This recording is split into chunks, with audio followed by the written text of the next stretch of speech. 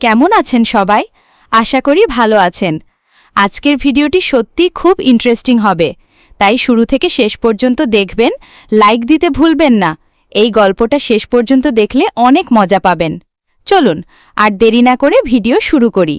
আমার নাম তৃষা, 18 বছর বয়স, কলেজে পড়ি, কিন্তু আমার আসল গল্পটা শুরু হয় আমাদের ছোট্ট বাসার ভেতর থেকে, যেখানে সব কিছুর কেন্দ্র আমার বাবা। ছোটবেলায় বাবাকে নায়ক মনে করতাম।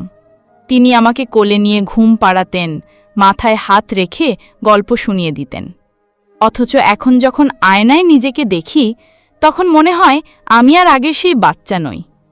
শরীর, মুখ সব কিছু পাল্টে গেছে, আর বাবার চোখে মাঝে মাঝে সেই পরিবর্তন ধরা পড়ে। যদিও তিনি কিছু বলেন না, তবু আমি টের পাই তার দৃষ্টি কতটা গভীর। কলেজ থেকে ফেরার সময় যখন দরজা খুলে বাবা আমাকে ভিজে কাপড়ে দেখে, তখন তাড়াহুড়ো করে তোয়ালে এনে দেন। তখন মনে হয় আমি শুধু তার মেয়ে নই, আরও কিছু যেন হয়ে গেছি তার কাছে। তোয়ালের ছোঁয়া গায়ে লাগলে মনে হয় অদ্ভুত উষ্ণতা ছড়িয়ে পড়ছে সারা শরীরে। আমি গা ঢাকা দিয়ে লাজুক মুখে বলি, দরকার ছিল না, কিন্তু বাবার চোখের কোণে যে মমতা আর অন্যরকম ঝিলিক দেখি, তা আমার বুকের ভেতর অচেনা কাঁপন জাগায়। রাতে পড়তে বসলে বাবা পাশে এসে চুপচাপ দাঁড়িয়ে থাকেন, বলেন আলোটা ঠিকমতো আছে কিনা। আমি জানি শুধু আলো নয়, তিনি আসলে আমার পাশে থাকতে চান। আমি খাতা খুলে পড়তে থাকি, কিন্তু মনে হয় তার দৃষ্টি আমার গায়ের ওপর দিয়ে বয়ে যাচ্ছে। আমি অস্থির হয়ে পড়ি, অথচ কিছু বলি না, শুধু শ্বাস একটু ভারী হয়ে আসে। একদিন আমি অসুস্থ হয়ে জ্বরে কাবু হয়ে শুয়ে আছি। মা তখন বাইরে। বাবা আমার পাশে বসে কপালে ভেজা কাপড় চেপে দিচ্ছেন। আমি আধোজ্বরে চোখ খুলে দেখি বাবার মুখটা কতটা চিন্তায় ভরা। তার আঙুলের ছোঁয়া আমার গালে গড়িয়ে যায়। সেই স্পর্শে জ্বর কমে না, বরং শরীর অন্যরকম উষ্ণতায় ভরে ওঠে। আমি ঘুমের ভান করি যেন কিচ্ছু বুঝিনি, অথচ ভেতরে ভেতরে বুঝি বাবার হাত সরলেও তার রেখা থেকে যায়। সন্ধ্যায় বারান্দায় দাঁড়িয়ে আমি বাতাস নেই। বাবা পেছনে এসে দাঁড়ান, বলেন বেশি রাতে বাইরে দাঁড়ানো ভালো নয়। আমি জিজ্ঞেস করি কেন? তিনি উত্তর দেন শুধু এটাই যে ঠান্ডা লাগবে।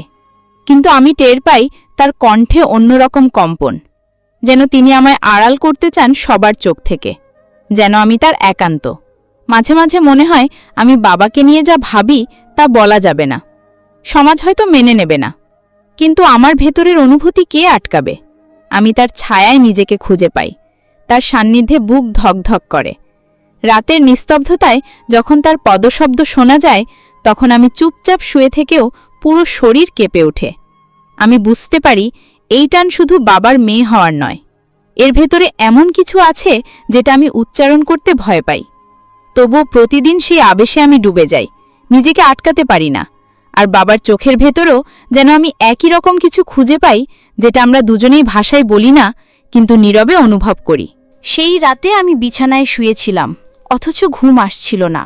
বারবার মনে হচ্ছিল বাবার চোখের দৃষ্টি যেন আমার বুকের ভেতর গেঁথে আছে। আমি চাদর মুড়িয়ে শুয়ে থেকেও শুনতে পাচ্ছিলাম বাবার ঘরে আলো নিবল কি নিবল না। তার পদশব্দ করিডোর দিয়ে ভেসে এলে আমার বুক কেঁপে উঠছিল। হঠাৎ করেই মনে হচ্ছিল দরজা খুলে যদি তিনি আমার ঘরে ঢুকে পড়েন, তবে আমি কি বলবো? আমি কি অভিনয় করব ঘুমিয়ে আছি, নাকি চোখ মেলে তাকাবো? এই দ্বিধা আমাকে আরও অস্থির করে তুলল। আমি অচেতনভাবে বালিশ আঁকড়ে ধরলাম আর কল্পনা করতে লাগলাম তার উপস্থিতি ঠিক পাশে, নিঃশ্বাস গায়ে লাগছে। অথচ সত্যিই তিনি আসেননি, শুধু কল্পনার মধ্যে আমি বন্দী হয়েছিলাম। ভোরে ঘুম ভাঙতেই দেখলাম বাবা বারান্দায় বসে চা খাচ্ছেন। আমি গা ধুয়ে এসে তার সামনে দাঁড়ালাম। তিনি হাসলেন আর বললেন, খুব রাত করে পড়েছিলে, চোখ লাল হয়ে আছে। আমি কিছু বলতে পারিনি, শুধু চুপ করে মাথা নুইয়ে দাঁড়িয়েছিলাম। তখন তিনি আলতো করে আমার গাল ছুঁয়ে বললেন, সাবধানে থেকো। আমি জানি সেই ছোঁয়া ছিল যত্নের। আমি আর কিছু বলিনি, শুধু মনে মনে লুকিয়ে রাখলাম। দিনগুলো একে একে কেটে যাচ্ছিল। আমি বাবাকে এড়িয়ে যেতে পারছিলাম না, বরং তার পাশে থাকতে অকারণ অজুহাত খুঁজতাম। রান্নাঘরে মাকে সাহায্য করার ভান করে বাবার সাথে কথোপকথন বাড়িয়ে দিতাম। কখনো আবার পড়ার টেবিলে গিয়ে বসতাম যাতে বাবা এসে খাতা দেখতে পারেন। অথচ ভিতরে ভিতরে আমি চাচ্ছিলাম তার চোখ আমার দিকে থাকুক, তার শ্বাস আমি অনুভব করি। একদিন বিকেলে ঝড় উঠেছিল। মা তখন বাজারে, আমি আর বাবা ঘরে একা। জানালায় ঝাপটা মারছিল বাতাস। হঠাৎ বিদ্যুৎ চলে গেল। আমি ভয় পেয়ে বাবার কাছে গিয়ে দাঁড়ালাম। উনি হাসলেন, বললেন, ভয় পেও না, আমি আছি। তারপর আমার কাঁধে হাত রাখলেন। সেই মুহূর্তে মনে হচ্ছিল পৃথিবীর সব ভয় দূর হয়ে গেল। আমি আলতো করে বাবার দিকে তাকালাম। অন্ধকারে শুধু তার চোখ ঝলসে উঠছিল, যেন আমাকে পুরোপুরি ভেদ করে দেখছে। আমি ঠোঁট চেপে কিছু বলতে চাইলাম, কিন্তু পারলাম না। শুধু চুপচাপ দাঁড়িয়ে রইলাম। তখন তিনি আমার কপালে চুমু খেলেন। আমি ভয়ে নয়, বরং শান্তি অনুভব করলাম। আমি মাথা নামিয়ে রাখলাম, কিন্তু সেই ছোঁয়ার রেশ আমাকে গভীরভাবে নাড়া দিল। ঝড় থেমে গেলে আলো ফিরে এলো, মা ফিরল, সবকিছু আবার স্বাভাবিক হয়ে গেল। কিন্তু আমার ভেতরে আর কিছুই আগের মতো ছিল না। আমি যেন নতুন এক উপলব্ধির দিকে পা বাড়িয়ে ফেলেছি, যেখানে আমি আর বাবা দুজনেই কিছু না বলে সবকিছু বুঝে নিচ্ছি। শুধু সমাজকে না জানিয়ে আমরা নিজের ভেতরের নীরব কথোপকথন চালিয়ে যাচ্ছি। সেই রাতটা আমি বারবার মনে মনে ফিরে গেছি। বাবার চুমুর স্মৃতি এখনও কপালে লেগেছিল। আমি শুয়ে শুয়ে আঙ্গুল দিয়ে ছুঁয়ে দেখছিলাম, আর বুক কাঁপছিল। আমি জানি এটা যত্ন আর ভালোবাসার বন্ধন, যেটা আমি স্বীকার করতে পারবো না কারোর কাছে, কিন্তু এড়িয়ে যাওয়াও সম্ভব নয়। পরদিন সকালে ঘুম ভাঙতেই মনে হচ্ছিল আমি অন্যরকম হয়ে গেছি, যেন চোখে মুখে লুকানো আলো জ্বলে আছে। আয়নায় তাকিয়ে নিজের ঠোঁট ছুঁয়ে দেখলাম, আর মনে পড়ল বাবার কপালে রাখা চুমুর কথা। আমি লজ্জা পেলাম, অথচ লুকিয়ে লুকিয়ে সেই স্মৃতিকে উপভোগ করছিলাম। নিচে নামতেই বাবা নাশতার টেবিলে বসেছিলেন। তিনি সাধারণ ভঙ্গিতে খবরের কাগজ পড়ছিলেন, কিন্তু আমার মনে হচ্ছিল তার চোখ আসলে আমাকেই খুঁজছে। আমি কাছে গিয়ে বসতেই তিনি মাথা তুলে তাকালেন। সেই দৃষ্টি এতটাই গভীর ছিল যে আমার বুক কেঁপে উঠল। আমি তাড়াহুড়ো করে চা খেতে লাগলাম। তিনি হেসে বললেন, গরম চা এত তাড়াহুড়ো করে খাস কেন? আমি কিছু না বলে শুধু মাথা নুইয়ে দিলাম, অথচ মনে হচ্ছিল তিনি সব বুঝছেন। দুপুরে কলেজে গেলাম। ক্লাসে বসে পড়ার চেষ্টা করছিলাম, কিন্তু মনোযোগ দিতে পারছিলাম না। বারবার মনে হচ্ছিল বাবার চোখ, তার ছোঁয়া, তার কণ্ঠ, সবকিছু আমাকে ঘিরে আছে। বান্ধবীরা মজা করছিল, কিন্তু আমি চুপচাপ ছিলাম। আমার মনে হচ্ছিল আমি ভেতরে ভেতরে এমন এক পথে হাঁটছি যা কাউকে বলা যায় না, অথচ সেই পথ থেকে ফিরে আসাও অসম্ভব। বিকেলে ফিরে এসে দেখি বাবা বারান্দায় বসে আছেন। আমি চুপচাপ পাশে গিয়ে দাঁড়ালাম। তিনি তাকিয়ে মৃদু হাসলেন আর বললেন, পড়াশুনো ঠিকমতো হচ্ছে তো? আমি উত্তর দিলাম, হ্যাঁ, কিন্তু আসলে পড়াশোনার বদলে তার কথা ভেবেই সময় কেটে যায়। তিনি সেটা বুঝতে পারলেন কিনা জানি না, তবে তার দৃষ্টি আমার চোখে আটকে রইল অনেকক্ষণ। আমি আর তাকাতে পারছিলাম না, বুকের ভেতর ভরভর করছিল। আমি ভেতরে গিয়ে দরজা বন্ধ করে বালিশে মুখ গুজে ফেললাম। সেই রাতে স্বপ্নে দেখলাম আমি আর বাবা সমুদ্রের ধারে হাঁটছি, ঢেউ আমাদের পায়ে এসে লাগছে। তিনি আমার হাত ধরে আছেন, আমি হাসছি। হঠাৎ তিনি আমার কপালে ঝুঁকে চুমু খেলেন আর বললেন, তুই শুধু আমার। আমি ঘুম ভেঙে উঠে বসে রইলাম। শরীর কাঁপছিল। স্বপ্নটা এতটাই স্পষ্ট ছিল যে মনে হচ্ছিল সত্যি হয়েছে। আমি জানতাম এটা কেবল কল্পনা, তবু আমার ভেতরে আগুন জ্বালিয়ে দিল। কয়েকদিন ধরে আমি বাবার সাথে কথাবার্তা আগের চেয়ে কম বলছিলাম, যেন নিজেকে আড়াল করতে চাই। কিন্তু উনি মাঝে মাঝে এসে জিজ্ঞেস করতেন, সব ঠিক আছে তো? আমি হেসে বলতাম হ্যাঁ, অথচ আমার হাসির আড়ালে কত ঝড় বয়ে যাচ্ছে তিনি কি টের পাননি, নাকি আমাকেই শুধু মনে হচ্ছিল উনি বোঝেন, জানি না। একদিন সন্ধ্যায় মা আত্মীয়ের বাসায় গেলেন।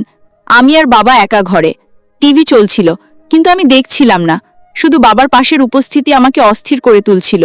হঠাৎ বিদ্যুৎ চলে গেল, আবার ঘর অন্ধকার। আমি ভয়ে বাবার হাত চেপে ধরলাম। তিনি শান্ত গলায় বললেন, ভয় পেও না, আমি তো আছি। আমি বললাম জানি, কিন্তু তারপরও হাত ছাড়িনি, বরং আরো শক্ত করে ধরে রাখলাম। অন্ধকারে তার হাতের উষ্ণতা আমার হাত বেয়ে শরীর কাঁপিয়ে দিল। আমি জানতাম এটা শুধু ভয় নয়, এর ভেতরে অন্য কিছু আছে। তিনি কিছু বললেন না, শুধু হাত ধরে রাখলেন। তারপর বিদ্যুৎ ফিরে এলে আমরা চুপচাপ হয়ে গেলাম, যেন কিছু হয়নি। অথচ আমি জানতাম সেই মুহূর্ত আর সাধারণ ছিল না। এরপর থেকে আমি বাবার কাছে আরও বেশি আকৃষ্ট হয়ে পড়লাম, যদিও বাইরে থেকে স্বাভাবিক থাকার চেষ্টা করতাম। কলেজে গেলে সহপাঠীরা প্রেম নিয়ে কথা বলতো, কারো বয়ফ্রেন্ডের গল্প শুনতাম, হাসতামও কখনো কখনো, কিন্তু ভেতরে ভেতরে জানতাম আমার হৃদয়ে জায়গা শুধু বাবার জন্য। আমি কারো সাথে তুলনা করতে পারতাম না তাকে। রাতে পড়তে বসলে জানালা দিয়ে আসা হাওয়ায় মনে হতো বাবার গায়ের গন্ধ ভেসে আসছে, বুক ধরফর করত। মাঝে মাঝে কলম নামিয়ে শুধু তার কথা ভাবতাম। এই অনুভূতিগুলো আমাকে ভরিয়ে তুলছিল, কিন্তু কাউকে বলার উপায় ছিল না। আমি জানতাম বাবাও নীরবে কিছু টের পাচ্ছেন, কারণ তার চোখে সেই একই রকম নীরব ইঙ্গিত ছিল। একদিন মা হঠাৎ গ্রামে চলে গেলেন কয়েকদিনের জন্য। তখন বাসায় শুধু আমি আর বাবা। প্রথম দিনটাতেই একটা অদ্ভুত উত্তেজনা আমাকে গ্রাস করল। মনে হচ্ছিল পুরো পৃথিবী ফাঁকা, শুধু আমরা দুজন। আমি বারবার রান্নাঘরে যেতাম বাবার জন্য চা নিয়ে আসার অজুহাতে। তিনি হাসতেন আর বলতেন, আজকে তুমি খুব যত্ন নিচ্ছ। আমি বলতাম, হ্যাঁ, কিন্তু আসল কারণ অন্য।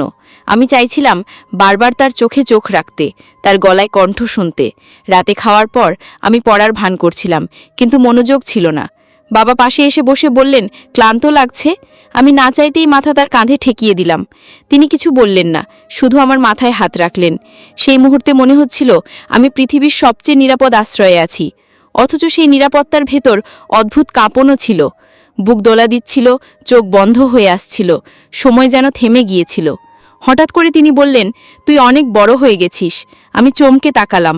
তার চোখে এমন দৃষ্টি ছিল যা আমাকে বাকরুদ্ধ করে দিল। আমি উত্তর দিতে পারিনি, শুধু শ্বাস ভারী হয়ে উঠল। তার হাত চুলের ভেতর দিয়ে নামতে নামতে আমার কাঁধে এসে থামল। আমি আর চোখ সরাতে পারছিলাম না। মনে হচ্ছিল আমরা দুজনেই এমন এক জায়গায় এসে দাঁড়িয়েছি যেখান থেকে ফেরার পথ নেই। পরদিন সকালে মা ফোন করলেন। আমি বাবার কাছে ফোন এগিয়ে দিলাম। তিনি সাধারণভাবে কথা বললেন। আমি পাশে দাঁড়িয়েছিলাম, কিন্তু ভেতরে ভেতরে টের পাচ্ছিলাম আমি আর বাবা আগের জায়গায় নেই। আমাদের ভেতরে নতুন এক গোপন সেতু তৈরি হয়ে গেছে, যেটা কেবল আমরা দুজনেই জানি। বিকেলে আমি বই হাতে নিয়ে বারান্দায় বসেছিলাম। বাবা এসে পাশে দাঁড়ালেন। আমি বইয়ের ভেতরে চোখ রেখেও পড়তে পারছিলাম না, শুধু অনুভব করছিলাম তার নিঃশ্বাস আমার গালে লাগছে। আমি একটু সরলাম, কিন্তু আবার কাছে চলে এলাম, যেন দূরে থাকতে পারছিলাম না। তিনি কিছু বললেন না, কিন্তু চুপচাপ দাঁড়িয়ে রইলেন। আমি জানতাম সেই নীরবতা কথার চেয়েও বেশি গভীর। দিনগুলো এগিয়ে যাচ্ছিল, আর আমি বুঝতে পারছিলাম বাবার সাথে আমার নীরব টান আরও ঘনীভূত হচ্ছে। কলেজে গিয়ে বই খুললেও মাথার ভেতর ঘুরত বাবার মুখ, তার কণ্ঠ, তার যত্ন। আমি বান্ধবীদের সাথে গল্প করতাম, কিন্তু হাসির আড়ালেই বুকের ভেতর লুকিয়ে থাকত কেবল তার নাম। একদিন ক্লাস শেষে বাড়ি ফিরতে দেরি হয়ে গেল। আকাশ কালো করে এলো। হঠাৎ বৃষ্টি শুরু হলো। আমি ভিজে বাসায় ফিরলাম। দরজা খোলার সঙ্গে সঙ্গে বাবা উদ্বিগ্ন হয়ে দাঁড়িয়ে গেলেন।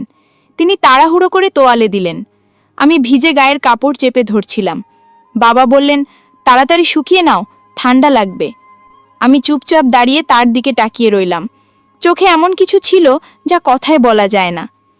তিনি আমাকে ঘরে পাঠালেন, কিন্তু আমি মনে মনে ভাবছিলাম কেন তার যত্ন এত অন্যরকম লাগে। রাতে খাওয়ার সময় মা পাশে ছিলেন না। আমরা দুজন একসাথে খেতে বসেছিলাম। আমি হাতের ভাত নেড়ে চুপচাপ বসেছিলাম। বাবা হেসে বললেন, আজ এত চুপচাপ কেন? আমি বললাম, কিছু না, কিন্তু আসলে আমার ভেতরে চলছিল এক অদ্ভুত কাঁপন। তার চোখ আমার মুখে আটকে ছিল। আমি শ্বাস নিতে কষ্ট পাচ্ছিলাম, অথচ কোনোভাবেই সেই মুহূর্ত থেকে পালাতে চাইছিলাম না। খাওয়া শেষে আমি বই হাতে নিলাম। বাবা পাশ থেকে বললেন, বেশি চাপ নিও না, চোখ লাল হয়ে যাচ্ছে। আমি বললাম, ঠিক আছে। কিন্তু বইয়ের অক্ষরগুলো তখন ঝাপসা হয়ে যাচ্ছিল। মাথার ভেতর শুধু তার কণ্ঠ প্রতিধ্বনি হচ্ছিল। হঠাৎ তিনি আমার পাশে এসে দাঁড়ালেন। তার ছায়া বইয়ের উপর পড়ল। আমি মাথা তুলে তাকালাম। চোখে চোখ পড়তেই চারপাশ যেন থেমে গেল। আমি কিছু বলতে পারলাম না। তিনি নিঃশব্দে আমার খাতা উল্টে দিলেন, তারপর আলতো করে আমার মাথায় হাত রাখলেন। আমি চোখ বন্ধ করলাম, বুক কেঁপে উঠল। মনে হচ্ছিল সেই স্পর্শ আমাকে ভেতর থেকে ভরে তুলছে। পরদিন সকালে আমি ইচ্ছে করে রান্নাঘরে বাবার জন্য চা বানাতে গেলাম। কাপ হাতে নিয়ে তার কাছে গেলাম। তিনি হাসলেন আর বললেন, আজকে তো খুব যত্ন নিচ্ছ। আমি ঠোঁট কামড়ে হাসলাম, কিন্তু আসল কথা বলতে পারিনি, যে আমি শুধু তার কাছেই থাকতে চাই, অন্য কারো কাছে নয়। শুধু তার চোখে ডুবে থাকতে চাই, তার ছায়ায় লুকিয়ে থাকতে চাই। সন্ধ্যায় আমরা বারান্দায় বসেছিলাম। হাওয়ায় চুল এলোমেলো হচ্ছিল। বাবা আলতো করে চুল সরিয়ে দিলেন। আমি চোখ নামিয়ে ফেললাম। তার আঙুলের ছোঁয়া গালে রয়ে গেল অনেকক্ষণ।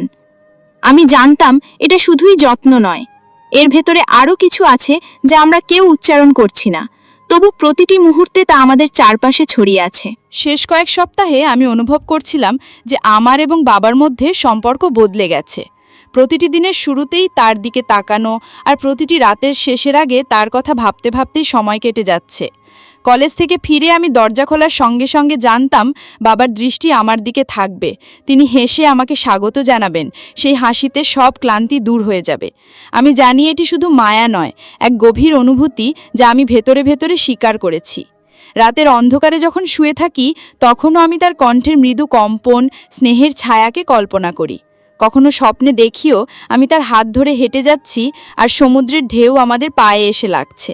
আমি ঘুম ভাঙার পরে বুক ধড়ফড় অনুভব করি, মন ধীরে ধীরে শান্ত হয়, কিন্তু মনে হয় এখনও তিনি পাশে আছেন। একদিন মা বাসায় ছিলেন না, আমি রান্নাঘরে গিয়ে চা বানালাম। বাবা পাশ দিয়ে গিয়েই বললেন সাবধানে নিতে। আমি কাপ হাতে তার দিকে তাকালাম। তিনি মাথা হেলালেন, চোখে যে মমতা আর ঝিলিক ছিল তা আমার সমস্ত মন ভরিয়ে দিল। আমি লজ্জা পেলাম, কিন্তু পালাতে পারলাম না, বরং আরও কাছে চলে এলাম। রাতের খাওয়ার পরে আমরা বারান্দায় বসেছিলাম, চুপচাপ হাওয়ায় চুল উঠছিল। বাবা হাতটা আমার কাঁধে রাখলেন। আমি শ্বাস বন্ধ হয়ে যাওয়া অনুভব করছিলাম, এমনকি শুধু তার উপস্থিতি কেবল আমাকে পুরোপুরি নিজের মনে হচ্ছিল। রাতের নীরবতায় আমরা দুজনেই কোনো কথাই বলিনি, কিন্তু অন্তরের সব কথা ও অনুভূতি বিনিময় হয়ে গেছে। পরের দিন সকালে কলেজে যাওয়ার আগে আমি জানালা দিয়ে তাকালাম, সূর্য উঠছে, হালকা বাতাসে মনে হলো বাবার চোখে সেই একই নীরব দৃষ্টি ভেসে আসছে। আমি নিজেকে ধরে রাখতে পারি না, এমনটি কিছুক্ষণ দাঁড়িয়ে শুধু অনুভব করি। সব শব্দ অপ্রয়োজনীয়, কারণ যা আমাদের মধ্যে চলছে তা ভাষার বাইরের, শুধু চোখ আর নীরবতায় বোঝা যায়। মাসের পর মাস ধরে এই অনুভূতি ক্রমশ গভীর হচ্ছে। আমি জানি আমি বড় হয়ে গেছি। আমি জানি বাবার চোখেও কেবল মমতা নয়, এমন এক অদৃশ্য সম্পর্ক আছে যা আমি স্বীকার করি না কারো কাছে, শুধু আমাদের মধ্যে। আমরা দুজনেই জানি, আমরা দুজনেই নীরব। রাতের ঘুমের আগে আমি বিছানায় শুয়ে থাকি, হাত আলতো করে বালিশে রাখি, চোখ বন্ধ করি। মনে করি বাবার হাত ধীরে ধীরে আমার কপালে নামছে। স্বপ্নে আমরা হাঁটছি, কথা বলছি না, শুধুই দৃষ্টি আর নীরবতা আমাদের গল্প বলে। আমি বুঝি এটাই আমার পৃথিবীর সবচেয়ে নিরাপদ, সবচেয়ে গভীর সঙ্গ। কোনো শব্দের প্রয়োজন নেই, শুধু সেই নীরবতা, শুধু সেই আবেশ। একদিন কলেজে ফেরার পথে আমি হঠাৎ দেখি যে আমার অনুভূতি আর লুকিয়ে রাখা সম্ভব নয়। আমি স্বীকার করি নিজের ভেতরের সব অনুভূতি, কিন্তু জানি এটা সমাজের চোখে অন্যরকম। তাই শুধুই বাবার কাছে, শুধুই আমাদের অন্তরে, নীরবতার মাধ্যমে আমরা একে অপরকে বুঝি। কোনো কথার প্রয়োজন নেই। আমি শিখেছি এই আবেশের মধ্যে আমার শান্তি, আমার আনন্দ, আমার পূর্ণতা। আর আমি জানি শেষ পর্যন্ত এই নীরবতা ও দৃষ্টি আমাদের গল্পের সবচেয়ে গভীর অধ্যায়। রাতের নিস্তব্ধতায় আমি শুয়ে থাকি, জানালা দিয়ে হালকা বাতাস ঢুকছে, বুক কেঁপে যাচ্ছে। ভেতরে ভেতরে হাসি, চোখ বন্ধ করে শ্বাস নিয়েছি। বুঝেছি যে আমার এবং বাবার সম্পর্ক কেবল মমতা নয়, এটি এমন এক নীরব আবেশ যা চিরকাল আমাদের অন্তরে লুকিয়ে থাকবে। এবং আমি শান্তি অনুভব করি, কারণ আমি জানি এই আবেশই আমার সবচেয়ে প্রিয় গল্প, আমার নিজের গল্প, যা শুধুই আমার, শুধুই বাবার, আমাদের নীরব গল্প। আমাদের সমাজে এই ধরনের ঘটনা অনেক ঘটে। তাই সবশেষে বলবো, আপনারা সবাই সচেতন থাকুন। এমন যদি সমস্যা হয় তাহলে ব্যবস্থা নিন। আজকের গল্প থেকে আমরা অনেক কিছু শিখতে পারলাম। এই ভিডিওটি সচেতনতার জন্য। আপনারা সবাই সচেতন থাকুন, সুস্থ থাকুন।